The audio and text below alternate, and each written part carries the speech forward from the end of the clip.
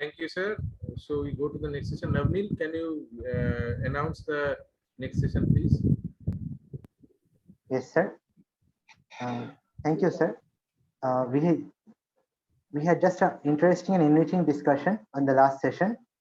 Now, besides the corona pandemic plaguing our country, there is another smoldering pandemic which has our country in its grips, and that is the pandemic of diabetes. The incidence of diabetes has been increasing by leaps and bounds. Our next session deals with multivessel disease in diabetes. The chairpersons of this session is Dr. Kanak Mitra, Dr. Bishwajit Mujumdar, Dr. Devashish Mitra, and Dr. Shaujato Chakraborty. Moderating this session will be Dr. Upendra Kaul, and expert panelists include Dr. Ananda Bagchi, Dr. Hema Roth, and Dr. Joy Sharnal. May I please request the moderator of this session, Dr. Upendra Kaul, to please take forward the proceedings. Thank you.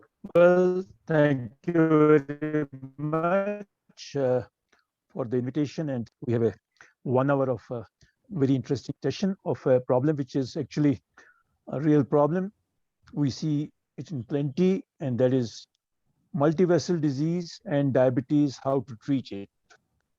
We know medical treatment is very important, but a large number of patients do need revascularization.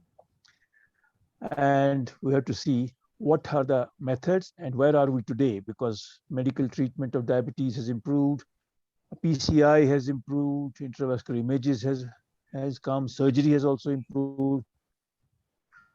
So this is the basic theme of this session, and we have Dr. Kanak Mishra to start the proceeding. At the same time, my friend Patrick Sarais is waiting there, and he is going to give his first talk, and he believes that PCI still has a choice.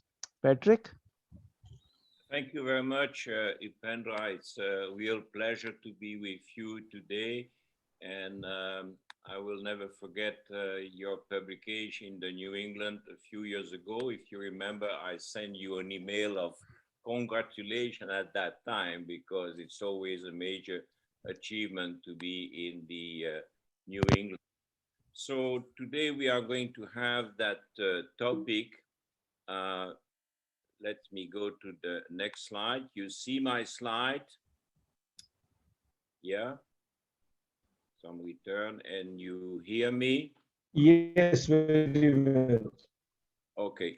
So here what you see is the average treatment effect as a summary result for 10 years all-cause death in the syntaxis. And as you could see, the surgical outcome in mortality is 24.5% in blue and 28.4% in red for PCI. That's an additional risk of 19%. And as you could see, the p-value is borderline 0.066. Now the question is, based on the average treatment effect, that's very important, average treatment effect, should you send all your patients to surgery? And the answer is, of course, no.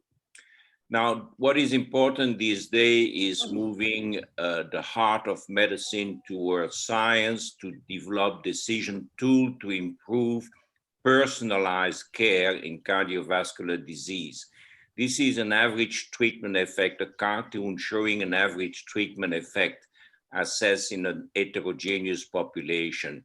You randomize these people, but there are some individuals in green which you expect to derive benefit from the treatment. There are some in blue expected to have an equivocal response, and some in red, which is expected to be harmed by the treatment. And that's the estimation of the average treatment effect, two Kaplan-Meier curve diverging, and you have this small multicolor average treatment. What we are trying to do is that to identify the heterogeneous response in a population response to the treatment. And we try to segregate the patient population based on treatment response, and in advance to identify the patient who are going to be harmed by this treatment, the patient who are going to expect a benefit, and the one who are equipoise. So we developed and published last year in the Lancet for the second time, the syntax score 2020. That's a novelty. And it was redeveloped to predict 10 years mortality and 5 years MACE in the syntaxis, which is the 10 years follow-up that we did with Frederick Moore in this trial. And we have externally validated that in the Freedom, Best Pre-Combat, and Excel trial. And that's very relevant for the study Tuxedo 2 of Upendra Kaul. We have, of course, in that score, the anatomical syntax score and the type of disease, trivessel of left main. They are what we call effect modifier. And then we have the prognostic index for current smoking, age, creatinine clearance, ejection fraction, diabetes, peripheral vascular disease, COPD. And we have published in the Lancet this probabilistic formula. If you intend to send the patient to surgery, you have to use the blue parameters that you see here. If you intend to send the patient to PCI, you have to use the red parameter, which is here. So what we see on this slide is a cross-validation of the 10 years mortality in the syntaxis. What you have here for PCI is the observed 10 years mortality, and here the predicted 10 years mortality. And it's a remarkable linear regression with a beautiful slope close to 1 and an intercept of 0.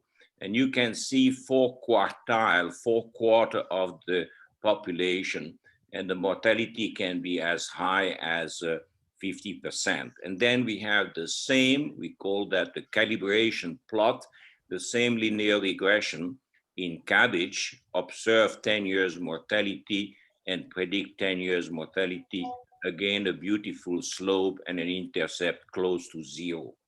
Then we make the difference in 10 years mortality, and we call that treatment benefit in survival of CABG versus PCI. And again, we have a quite nice linear regression. In other words, we can predict the benefit of CABG versus PCI quite nicely versus the observed benefit of the therapy. And as you could see, that group here is certainly a group, 1/4 of the patient PCI is better. Then there is a second group, which is équipoise. And then there are a 2/4, there's the half of the population where CABG is better. Now, if you want to translate that in Kaplan-Meier curve, here what is the first quarter of the population. You see in red the surgical case who has a higher mortality than the PCI in blue. Then you have the second group, équipoise, and indeed the two curves are superimposed. There is no difference in mortality and bypass surgery and PCI in 1/4 of the patient. And then you have the rest of the patient where now the blue curve, the mortality of the PCI is higher than the bypass surgery. And certainly it is also true in the last group. And you could see that in the first two groups, PCI better and équipoise, basically no difference in mortality between PCI and CABG, while in the third quartile, the difference, the absolute risk difference was 6.1 and 11.4. Now that's important because with the University of Galway, the Corrib Lab in Galway and SMT, we have created now an app and a website. You see here on the smartphone, the program, which give you a lot of information. You have the classical anatomical syntax score that I created in 2005, the logistical syntax score, which predict the mortality after PCI, 2 years mortality, And then you have the syntax score 2, which predict the mortality at 4 years. And finally, the syntax score 2020 predicts 5 years MACE and 10 years mortality. This is what you can find in the on your smartphone if you want. It's the prediction for MACE 5 years and the prediction 10 years mortality in the case where we have an anatomical syntax score of 35.5. The age of the patient was 83. The creatinine clearance was 79. The ejection fraction was 55. Not left main, a male, no COPD, peripheral vascular disease, diabetes, no, smoking, no. Now let's talk now about diabetes. I've made the nice introduction. Here you see the risk of diabetes on all-cause death according to treatment strategy. Here is the overall cohort. In red, you have the diabetic patient. In blue, you have the non-diabetic patient. A big difference. We all know that 35.4 for diabetes and 23.6 for non-diabetes. If you look at the PCI arm over 10 years in the syntaxes, the two curves are running quite in parallel. And in red, you have the diabetic patient, 36.4 mortality. In blue, you have the patient without diabetes treated by PCI, 25.8. Now, if you go to the cabbage arm, it's quite interesting because the two curves are also separate, but there is an increase in the slope after 5 years. And if you look at the landmark analysis, let's take PCI, there is a big difference the first 5 years, but after that, the two curves are parallel. And that means that in landmark analysis, there is no more additional mortality over the last 5 years. This is not true for the bypass surgery. You have some difference. The diabetic are doing less well than the non-diabetic, but between 5 and 10 years, you see that the diabetic increase their mortality over the last 5 years, which is not the case of the non-diabetic. Then we go now to the difference between PCI and cabbage, the average treatment effect on all-cause death in diabetic and non-diabetic patients. And what is amazing, this time PCI is in blue, bypass surgery, cabbage is in red. You see the curve in diabetic separating around 5 years, that's the maximal separation. And then surprise or surprise, the curve converge and end up basically at the value of 36.4 and 34.5. And if you look at the landmark analysis, initially PCI has a high mortality than bypass surgery, but in the last 5 years, there is a swap of the curve. Suddenly surgery has a higher mortality than PCI. And if you look in the non-diabetic, the two curves are almost superimposed until the 8 years when there is some separation of the curve. And in the landmark analysis, there is a p-value for that.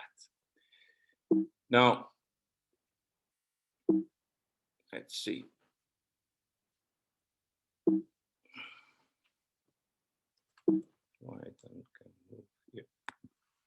Yeah, thank you.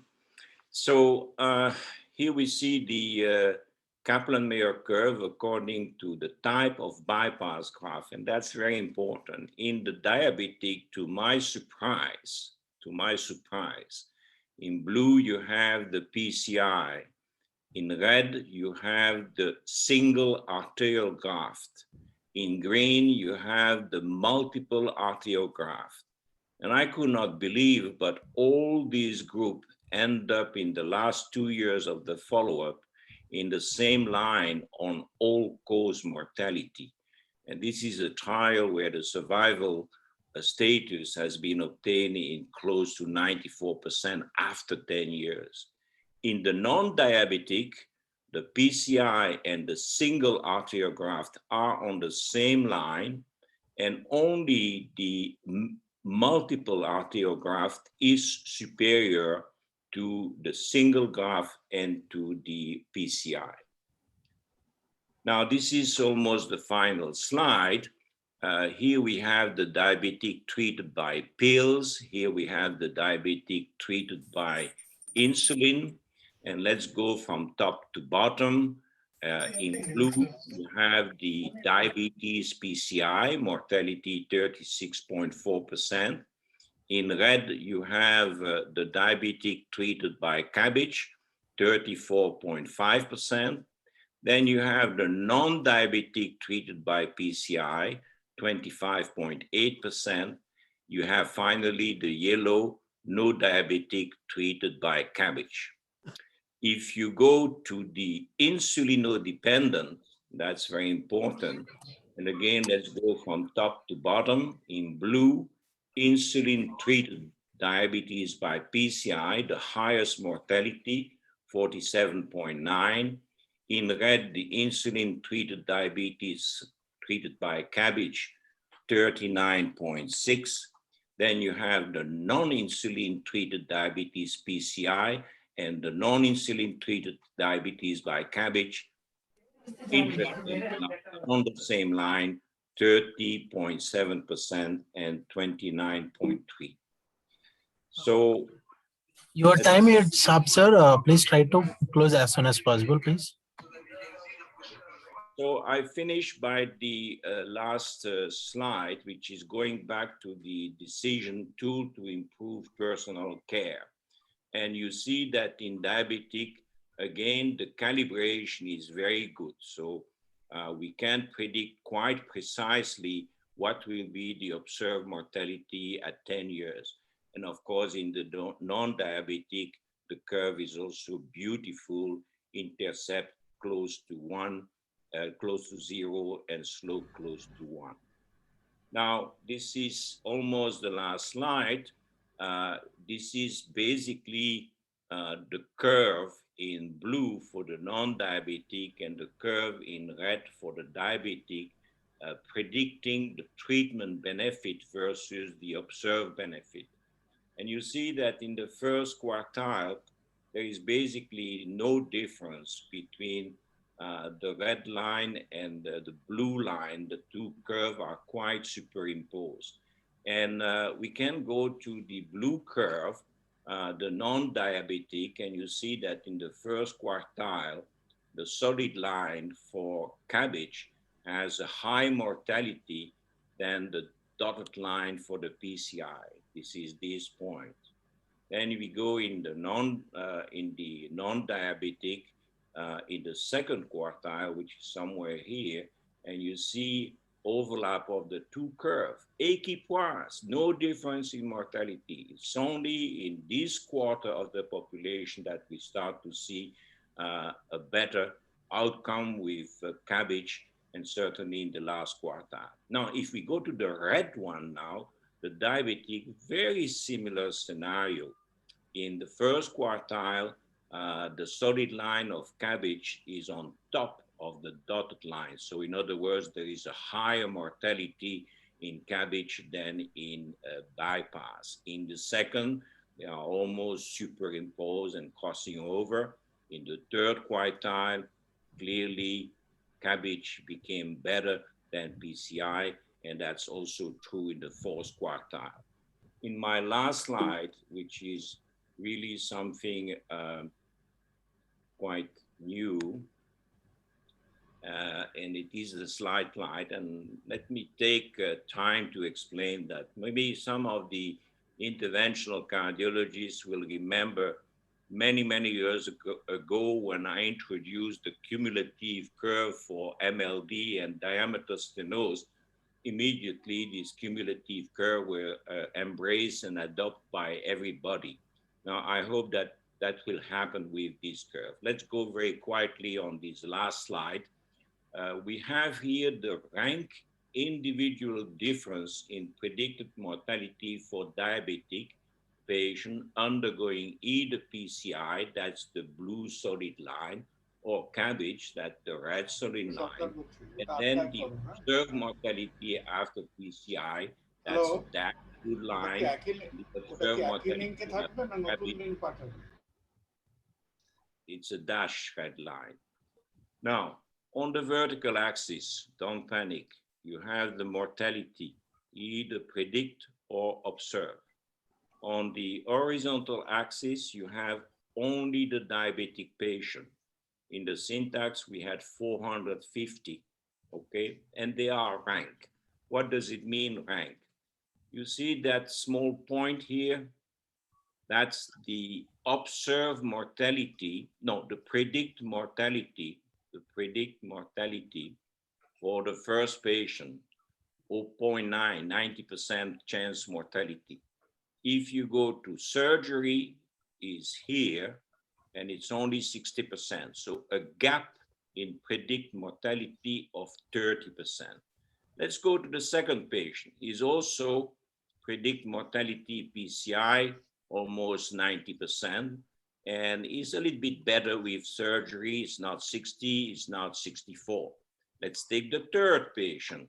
Now it's 85, 87, and here 64.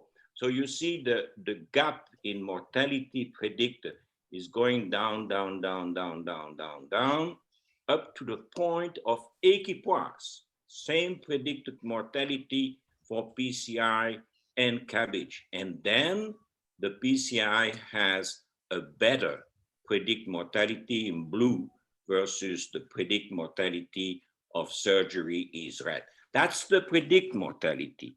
Now, can we predict? Yeah, we can predict not badly, because the dashed line here is the observed mortality after surgery, and the dashed blue line here is the observed mortality after PCI. And you see that this time, the observed mortality, the real thing after 10 years, is here. There's an equipoise at that point after 200 patients. In other words, there is 200 patients in syntaxes who should have gone to bypass surgery because their mortality is low. But there are 250 individual patients, personalized prediction, who has to go to PCI because they will have a better observed mortality. And that's very, very reconforting for myself and for Upendra Kaul in this study called Syntax 2. The last slide, let me to the last slide. Conclusion, diabetes was associated with increased risk of all-cause death at 10 years in patients with 3-vessel disease and or left main who underwent either PCI or cabbage. We all know that, nothing new. In diabetic patients with complex CAD, cabbage did not lower the risk of all-cause death at 10 years compared to PCI. That's big news. I can tell you it's in reviewable and rebuttal in the European Heart Journal with Valentin Förster as a co-author.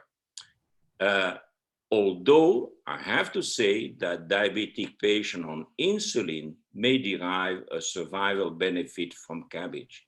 And the last point, I think, which is very important for me, is that I don't look anymore to the average treatment effect on the Kaplan-Meier curve. No, I don't take decision on that. I take decision on individual diabetic patient. And the syntax score 2, which is about almost 20 years of my life now, may identify diabetic patient who will benefit from either cabbage or a PCI. So I am in Galway. I'm in Galway with William Wayne. So he's not on the picture because he left the picnic a little bit too early. As you could see, it's a wonderful team of senior interventional cardiologists, of non-invasive cardiologists. I'm there in the middle. But you could see there is a lot of Japanese here. Here we have Egyptian with Professor Soliman Osama. That's an Irish guy, that's an Egyptian. Here is Professor Onuma. At the bottom, we have some Irish people, Italian people, French people, but also Chinese, 1, 2, 3. That's an Egyptian, that's Irish people. And here, I'm very proud to say, that's the beginning of my Indian division in heart. So that's probably the last slide. Thank you very much for the talk. Yeah. Well, thank you very much, Patrick, for such a lucid description of it's very important. Timeline is very important. Early, midterm, long term, insulin dependent versus non-insulin requiring. So I think we have come a long way since the days of syntax study to this, what you showed today. Kunal, can you just take over and ask the experts to give their opinion about PCI? Yeah, you're muted. Unmute. Okay. Thank you. Can you see my slides? Yes, sir. We are able to see your slides. Okay, thank you.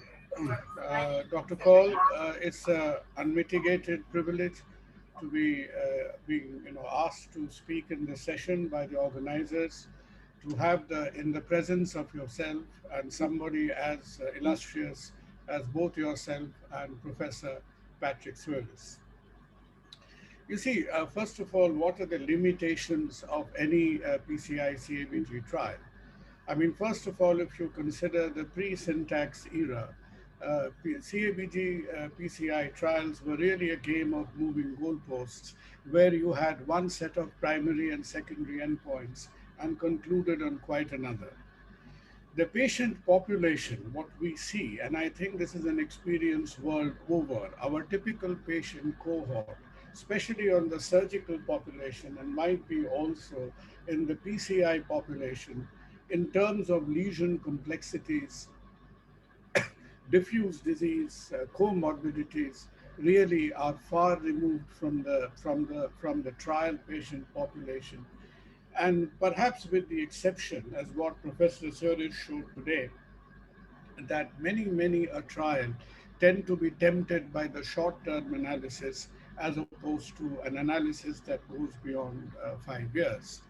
And I don't want to sound facetious, but I just one comment to all the elegant statistics shown by Professor Swillis is that to get to the long term, you have to survive the short term. Once you have survived the 2 years, once you have survived the 5 years, only do you approach the 10 years to get to that stage of having the wonderful graphs plotted against yourself. Wait a minute. Well, needless to say, all of you are very familiar, but the Freedom Trial of 2012 remains the kind of bedrock on which our ideas, many of our formative ideas about the outcome of revascularization in CABG and PCI were based. And this is exactly what I mean when I say that you have to survive the 42% excess deaths and 130% more infarcts in the PCI group, in the diabetics, as shown by the Freedom Trial in their initial analysis, to get to the 10-year window when we can come to a more sort of very complex statistical processing, yet to show that there was a difference, but that difference may not have reached statistical significance. There has been an analysis similarly of Freedom at 7.5 years, and Freedom, when analyzed by Farouk et al., 7.5 years, as I think this came out in JAC of 2018, it showed a 36% increased risk of mortality in the patients who underwent PCI. And there are multiple, there is a quite lot of data floating around in the statistical domain that forget about the comparative with surgery, even if you consider PCI per se. Needless to say, as the complexity of the disease increases, as the nature of the disease becomes more ferocious, the outcomes of PCI declines. That's common sense, and I think that has been everybody's experience. One of the most quoted studies in a sort of meta-analysis was published in the Lancet of 2018, February 2018 by Stuart Head. And when Stuart Head looked at more than 11,000 patients, the 5-year mortalities were significantly different, both in CABG and the PCI group. And diabetes was one of the independent markers which distinguished that yes, people with PCI definitely had a statistically significant inferior outcome. And this led to the Lancet in 2018 making the summary recommendation that for the foreseeable future, the results of this pooled analysis should be viewed as definitive for patients with multivessel disease and diabetes who are clinically and geographically suitable for either CABG or PCI. CABG remains the clear choice in diabetics with multivessel disease. And there has been similar, very elegant meta-analysis. Ilke Sepahi in JAMA produced data of 60,000 patients, 6,000 patients accumulated from about 7 or 8 data sets. But this is one study which once again emphasized the slightly higher stroke rate in the surgical patients. And vis-a-vis diabetes, the other important group, which is of great importance in our everyday practice, where we deal more with patients and less with graphs, is diabetics with low ejection fraction. And in diabetics post-infarct with a pretty hammered out heart, there is a distinct and remarkable difference between PCI and CABG. Good to see that in the last few years, there has been a substantial amount of publication in this field. And the last one being about a month back in the European Heart Journal, where there was a 38% increased risk from PCI. The group of ESPER collated the syntax score in patients with diabetes, including coronary revascularization in the FREEDOM trial. And that had a difference that was not just observably different, but statistically different. And this goes on, because this kind of discussion, sadly, ends up in an exercise of throwing cannonballs of evidence at one another. And another cannonball of evidence would be that from Umbretto Benedetto from Oxford University. I honestly I'm not great in favor of giving these sensational statistics. 154% increase in repeat revascularization, 51% in mortality, 102% in MI, and so on. But the question remains that we have to point out to the fact that multivessel disease in diabetics still have questionable outcome when PCI is compared to coronary bypass. And Donst in Jack showed that the reason, that we surgeons believe for a long time that very skillful cardiologists are doing a great job in stenting the site of the lesion, the site of the disease, whilst as surgeons we have the anatomical privilege of trying to, or rather advantage of trying to avoid the disease areas and putting a graft into the healthier segments of the vessel. What is of great relevance in India is, in India, over the last couple of years, off-pump coronary surgery has become very, very popular and prevalent, both for physiological and economical reasons. So there was a question raised whether off-pump coronary bypass produces equivalent results. And we in the surgical community of this country did the first multicentric trial, prospectively randomized 7-center trial called the Promote Patency, that was presented in the American Association meeting and later on published in the Journal of ICTS. And that proved that yes, the results between on pump and off pump in multivessel vascularization could be favorably compared. But what is very important, friends, really is that we have to recognize that instead of we have to see through the fog of this volley of data being presented from A to B and B to A, CABG obviously has its own roadblocks because we've had concerns with long incisions, sternotomies, etc. And minimally invasive CABG has not really fulfilled its potential in multivessel revascularization. Off-pump CABG, pardon me, is driven by cost, and we have proved clinical equivalence, but we have not proved clinical superiority.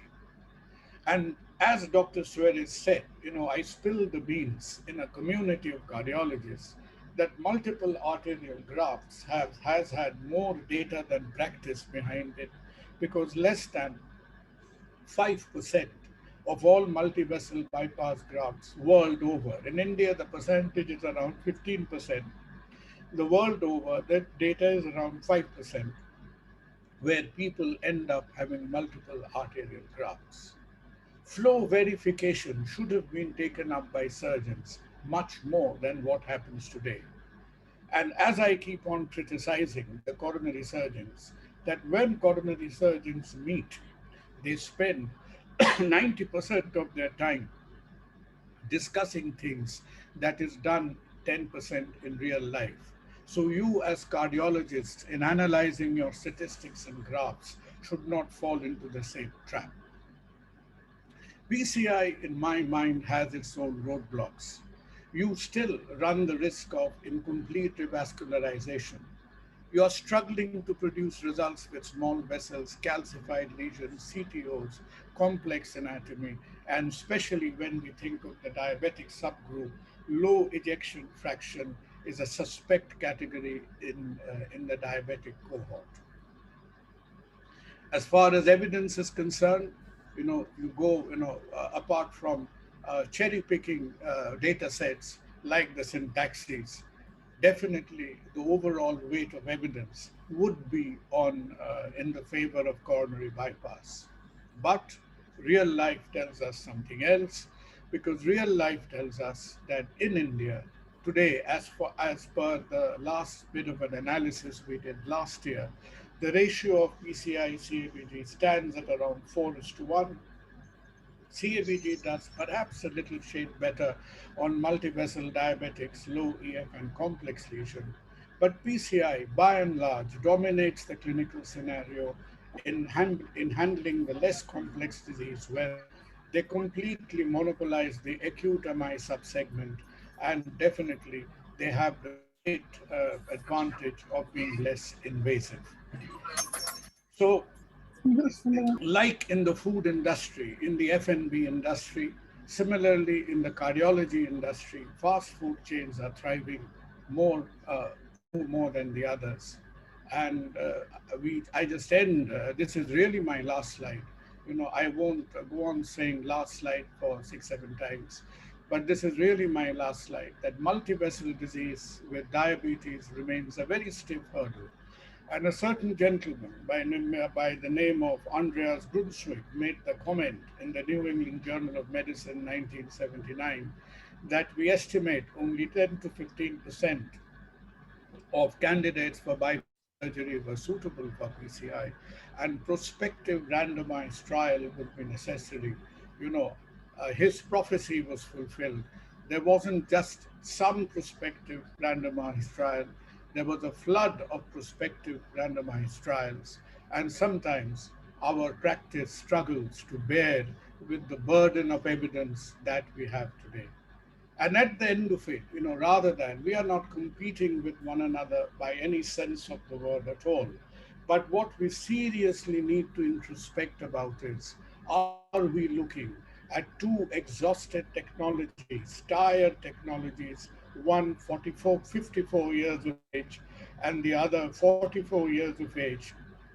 And both these methodologies, both these technologies are desperately in search of the next innovation. Thank you very much. I remain. Thank you very much, Dr. Kunal, for really putting things into perspective as we are doing in the real world. And Patrick did mention about the projections, scoring systems, and how you can predict things and based upon various models, and gave us the peep into the future that if one has to go and predict which patient is going to do better with surgery, which patient is going to do better with the PCI, and also taking into consideration the long term up to 10 years. Patrick, before I give the this thing to our other panelists, what do you think about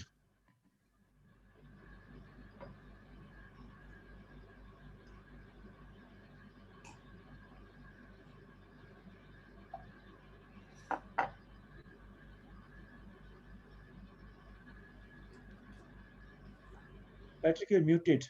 Oh, sorry. You asked me a question, Upendra. You asked what I think. Yes.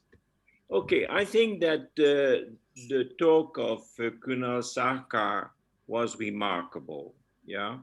And we don't know each other very much, but I can tell you that I have been practicing. I started surgery and I've been practicing with my surgical colleague for a long time. I did with Cabri, with Sir Magdi Yacoub, Art Syntax Excel, and I'm doing now the fast track cabbage only with the surgeon, where instead of doing a cine angiography before surgery, we do only multi-slice CT scan, and I'm guiding the surgeon about where they should be, put their bypass, and 30 days after bypass surgery, we are controlling their work. I love to work with the surgeon. He said many things which were absolutely correct. One thing was not correct, and I would like to correct that. When I went to see my friend Frederick Moore in 2003, okay, I said, I don't want to do another trial with cherry picking selection of patients. And Frederick agreed that 100%. So we decided to do an all-comers, and it seems that everybody has forgot that there were indeed 1,800 patients randomized, but there were 1,000 in the registry. And technically speaking, if you look at the 1,800 randomized, about 40–45% of the patient did well with PCI. The all were doing better with surgery. But in the registry, and you will see the paper very soon with my friend Pagano and Godino and David Taggart, you will see that in these 1,000 patients who went to surgery, yeah, on the registry surgery, because the interventional cardiologist didn't want to do it, the prediction of mortality for PCI was overwhelming. So if you take globally, hold the patient, we can do something which is close to what Grunzig was saying, maybe 35–40%, but it's still a huge place for surgery. The second point that I'm going to make, and then I'll stop, is that I think the era of average treatment effect, looking at the Kaplan-Meier curve in a trial, eventually cherry-picking patient, is over. I think we have, with all the artificial intelligence and machine learning, and so we have to use model. Not that we are not clinician and human being, no. I see the patient and I talk to him, but we need some mathematical help to select the right treatment, not only with the heart team, but with the patient. When I say to the patient, the risk of mortality is 30% with PCI and 12% with cabbage, and that's my best knowledge in 2021, I advise the patient to go to surgery.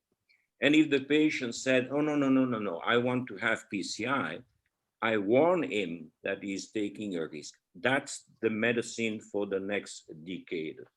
So I think it is important because if you look at the wonderful talk of Kunal, every time the elements were isolated, low ejection fraction, syntax score, he could have mentioned peripheral vascular disease, he could have mentioned COPD, he could have mentioned the gender. You can systematically decompose the characteristic of the patient. What I'm trying to do is to make a synthesis of that, to take all the parameters and try with the best I can in 2021. And I'm not a computer and I'm not somebody who can really predict what is going to happen, but that's the best I can do. So I think we agree on many points.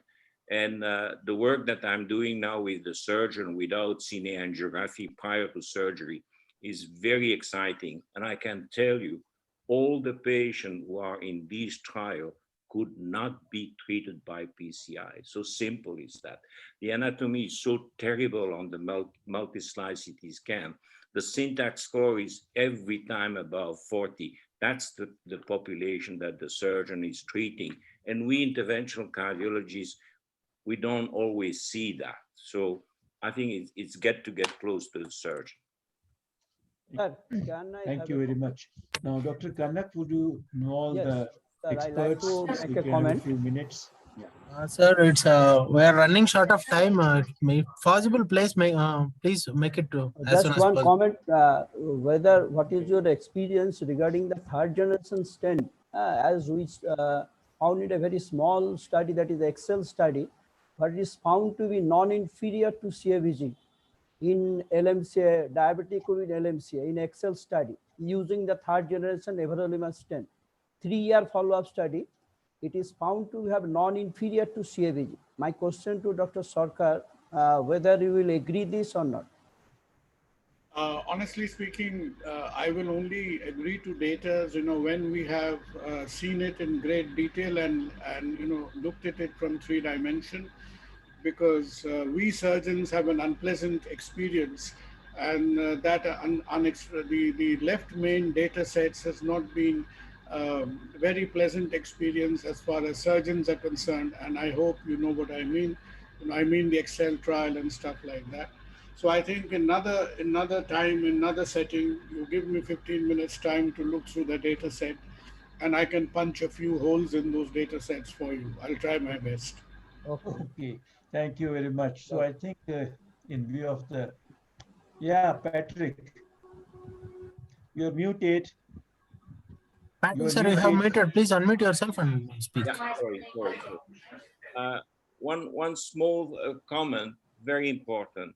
So when I saw David Taggart, which is respecting me a lot, getting somewhat disturbed and questioning a lot of things. And I think he made a good point. If you look at the paper that I have published in JACC on periprocedural MI, the periprocedural MI was somewhat an artificial way to have a high event rate in surgery the first year, and then the curve cross over and so on.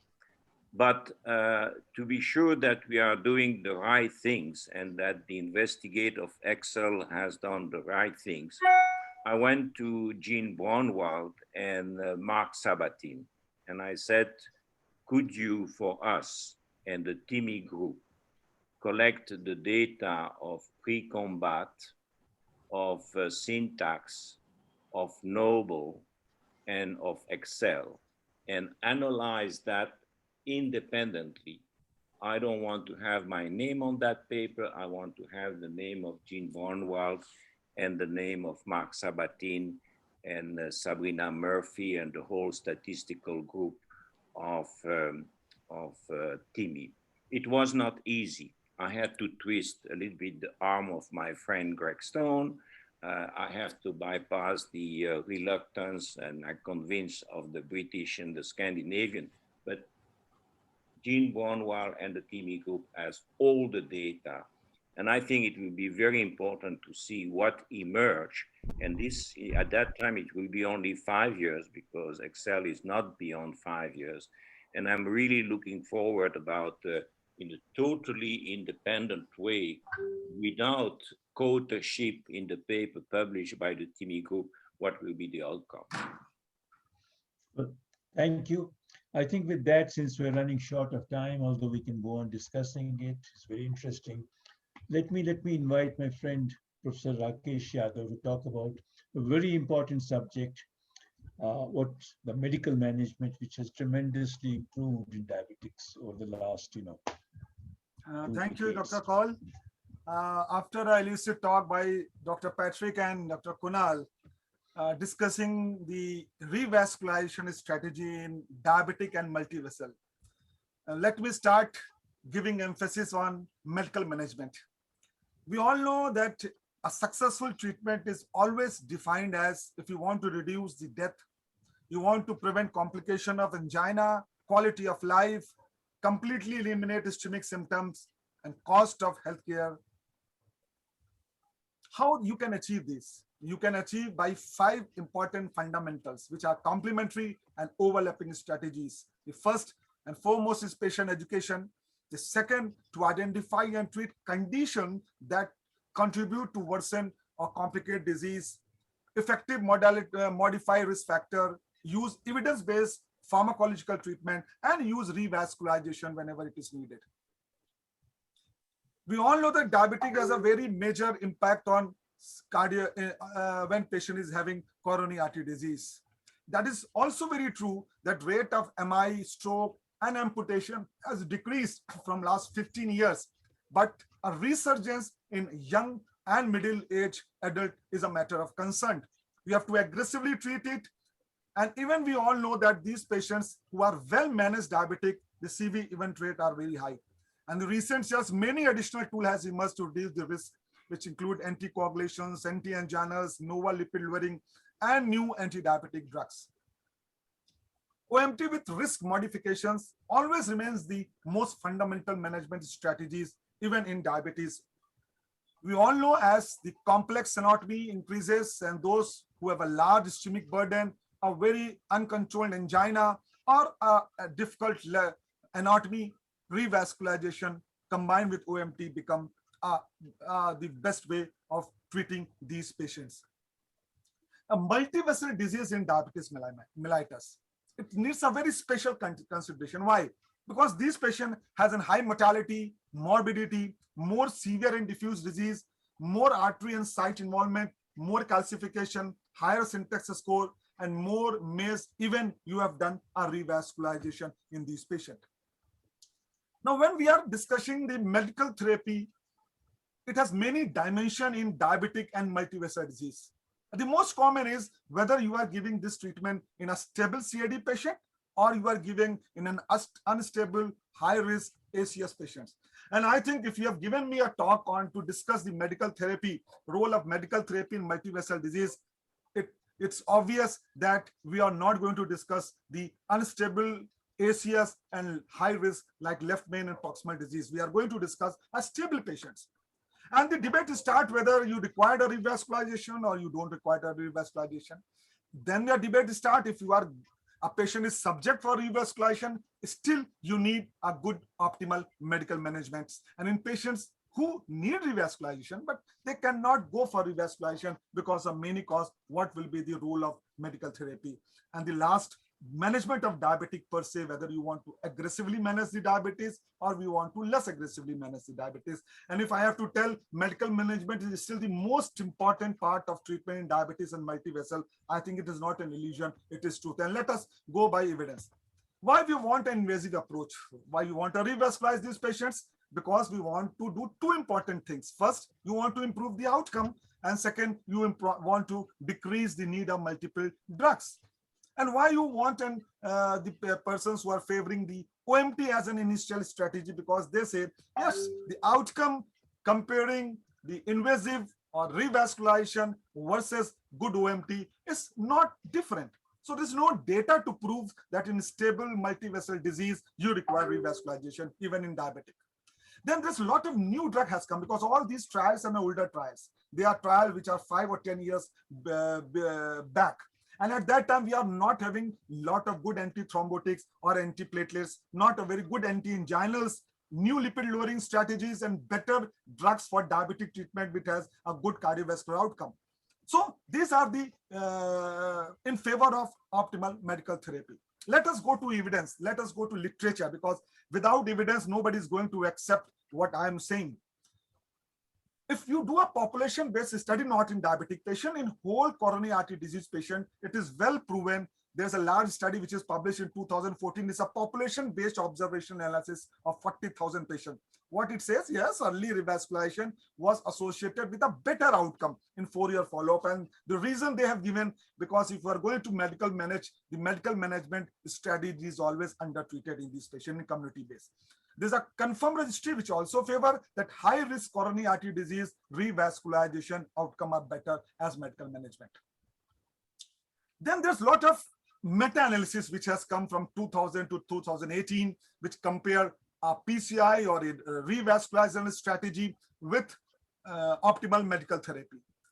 The earliest, the first meta-analysis published in 2000, and which the older trials in which only PCI was done, very limited stenting were done, they all has a negative effect on revascularization. They say only anginal relief is better, and at that time we are not having a good anti-anginals also. The angina is better, but all death, PCI, CABG, or non-fatal MI is better with medical treatment. Then 2007, the COURAGE study has come, and this meta-analysis includes a COURAGE study which involved about 5,000 patients. Again, it is a neutral study. It favors that PCI has no benefit in multivessel disease as compared to medical management.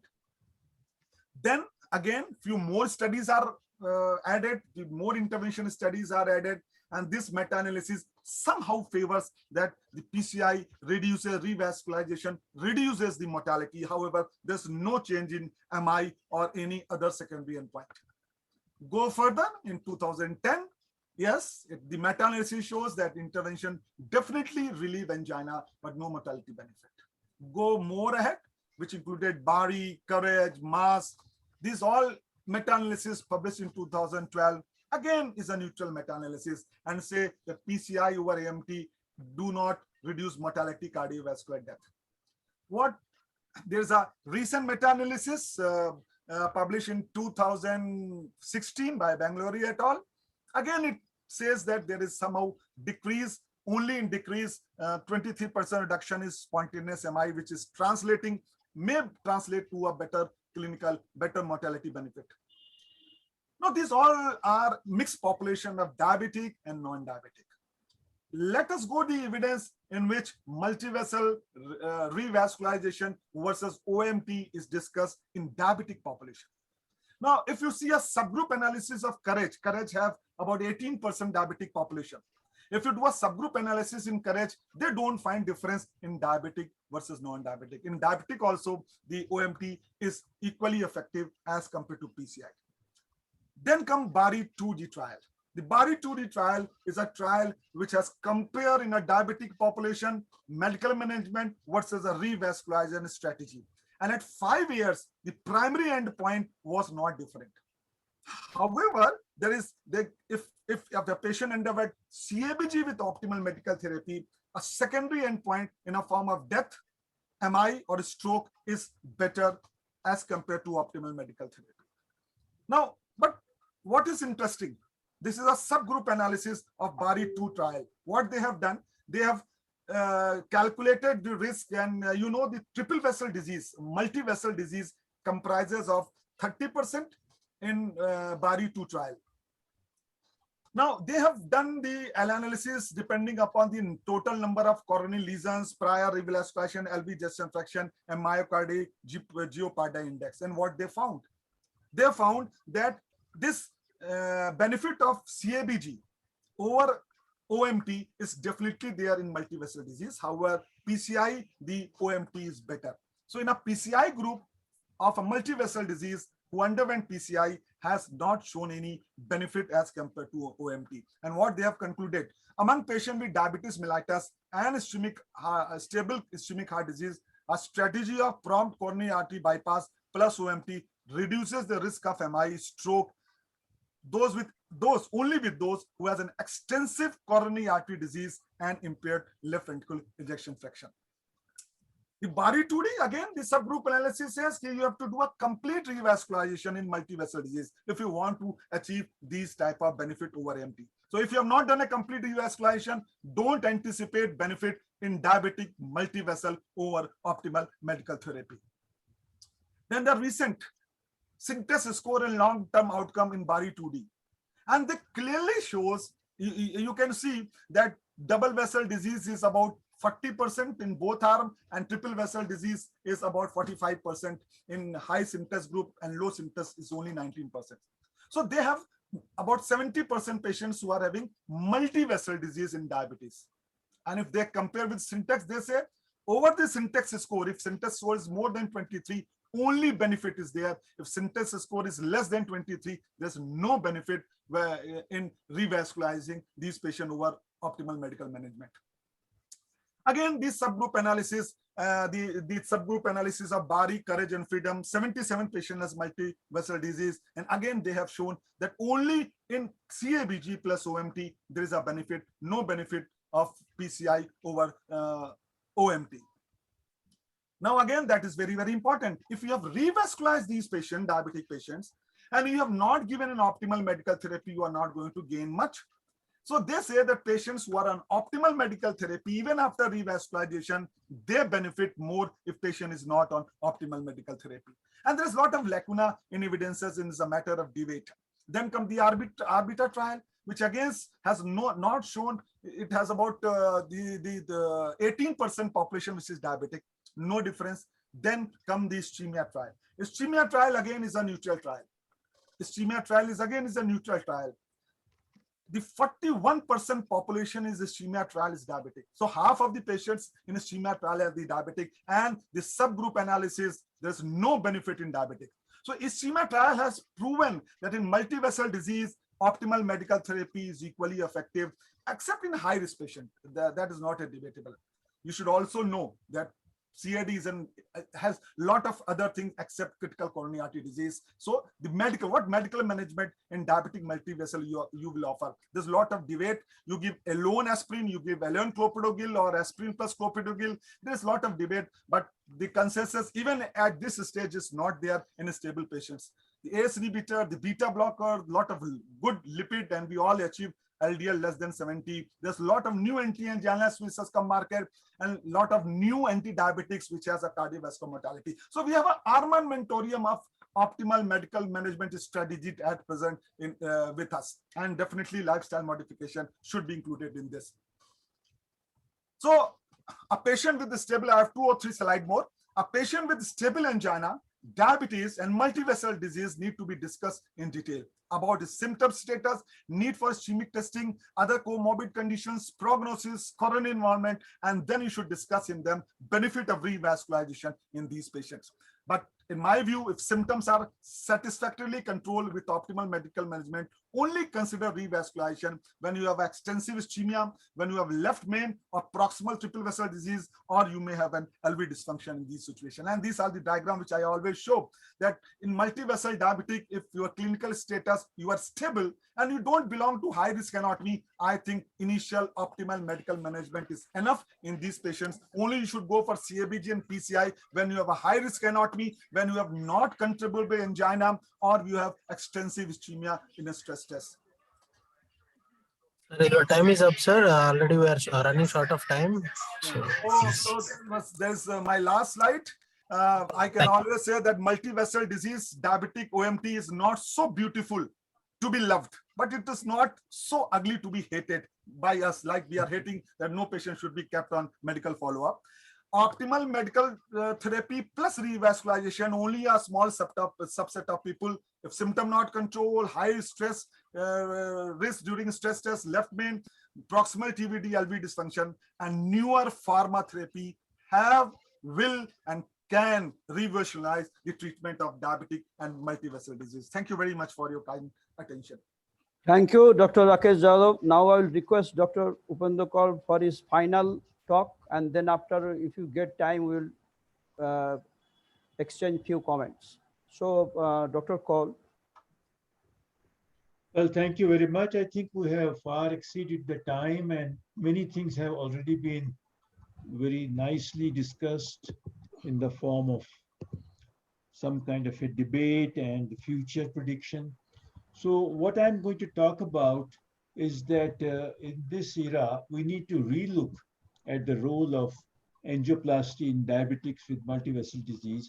And that is what we decided 1 year ago, that let us, because we keep on talking about freedom study and similar studies, but things have changed, stents have changed. Dr. Yadav told you how medical treatment has changed, how imaging has changed. So this is time to relook at it. We know that diabetes is a very, very common problem. And as you can see that 1 in 3 patients who undergoes PCI has diabetes in our, in our milieu, in our country. And we know that diabetes is associated with much more complex disease. And it has been suggested, and we all see, as Patrick was also saying, that if you do CT scans on these patients, you see how bad the vessels are. So we have to really see what is best for the patient. And in view of the newer technologies, what is to be done. We know this data and long-term follow-up of the syntax, which Patrick and others also showed, that there is no survival benefit between PCI and CABG in patients with diabetics as you go on to 10 years. We also know that the results, interventional cardiologist, that we have a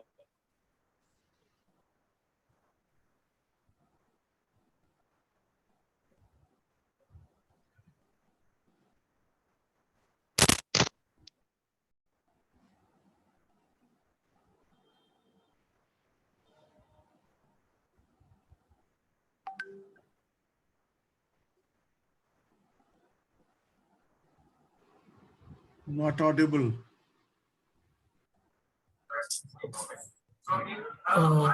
Upendra Kaur sir, your voice was not audible. Could you please check your mic connection, sir?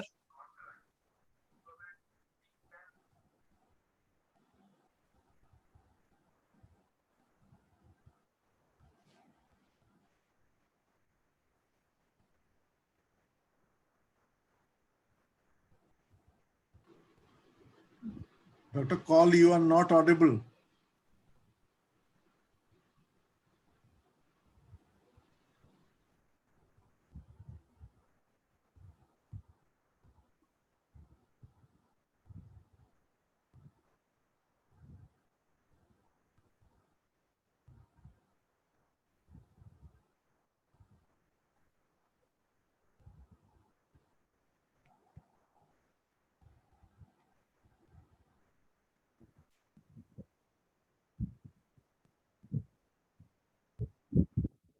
Technical person, kindly see if the net is slow, then the voice is not coming.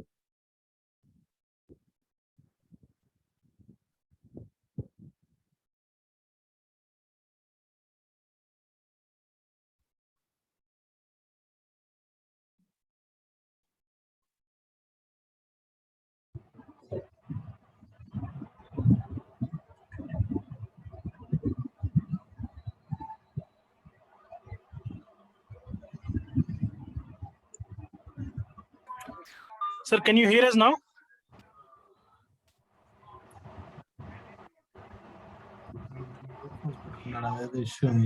Sir, can you remove your headphone and earphone and talk?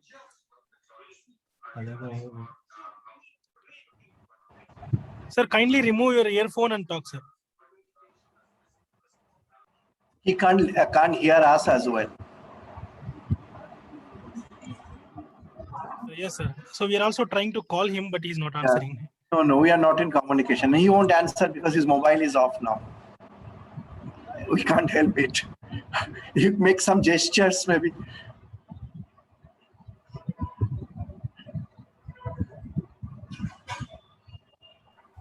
This is the problem of virtual meeting.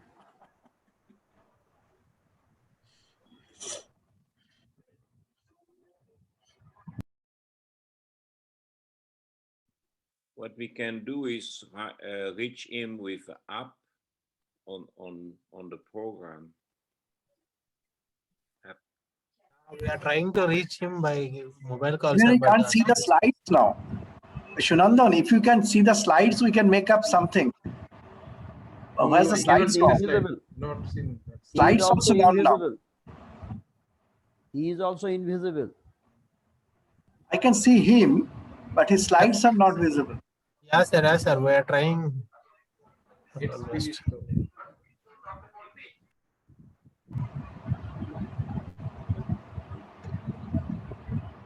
That's very unfortunate.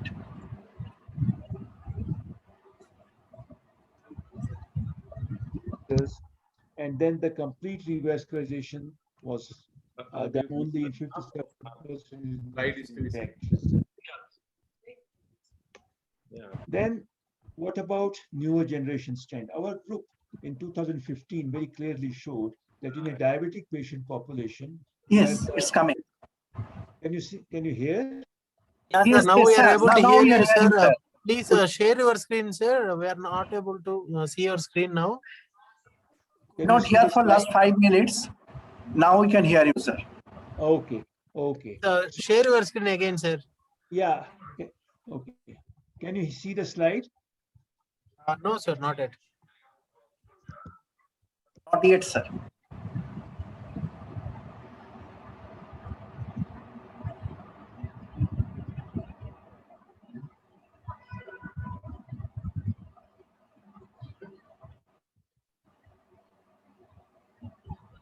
You can see it now? Yes, sir. It's Yes, sir. Yes, sir. Thank you. So this was a study in diabetics and published in 2015, which showed that the first generation stents, the paclitaxel-eluting stent, when we compared with everolimus-eluting stents, and it was basically a study to show equivalence, but then it very clearly showed that the target vessel failure rates were clearly better with the newer generation drug-eluting stent. And you can very clearly show that, Texas element 5.6% target vessel, showing that newer generation stents are clearly superior. And then when you look at Sripal Bangalore's data, outcome with coronary bypass surgery with PCI and diabetics, you can see, as you see from the days of paclitaxel-eluting stent and sirolimus-eluting stents, Cypher, you can see clearly that surgery was still better. But when you come to the second generation stent, that is the Science type of stent, everolimus-eluting stents, the results were very, very close to bypass surgery. So that would mean that the choice of treatment had brought angioplasty quite close to bypass surgery in multivessel disease. The new generation drug-eluting stents, along with potent antiplatelet agents, and then we have the ultra-thin strut drug-eluting stents which are available.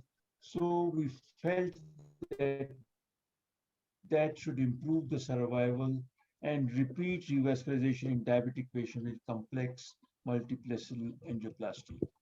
Now, if you look at the various subsets, you can see that the results of angioplasty are coming closer to bypass surgery. And that is the reason, if you look at the recommendations by the authorities, you can see that in stable patients with multivessel disease and diabetics, bypass surgery still continues to be class 1 indication. But in less complex patients with syntax scores which are not very high, angioplasty can come up to a 2A. That means it is, a lot of data suggests that it is also can be considered quite well. And now that we have lower strut thickness stents, and what is the impact of these newer generation ultra low strut thickness stents?